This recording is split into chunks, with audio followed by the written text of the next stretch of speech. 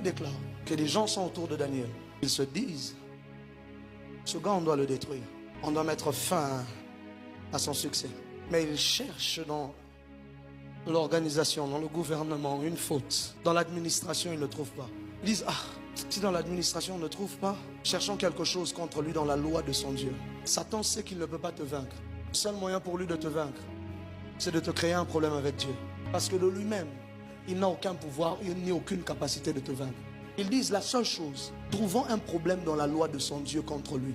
Alors ils disent, on va interdire à qui que ce soit de prier quelconque autre Dieu. Ça veut dire qu'ils ont accepté eux-mêmes de ne pas prier leur Dieu, pourvu que Daniel ne prie pas son Dieu.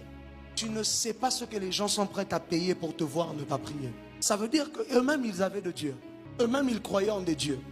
Mais ils ont accepté de ne pas prier leur Dieu pendant 30 jours. Et de ne prier que le roi dont il sait qu'il n'a rien. Mais de ne pas prier leur Dieu, pourvu que Daniel ne prie pas son Dieu. Tu ne sais pas ce que les gens sont prêts à payer, à sacrifier pour voir ta vie de prière morte. You don't know.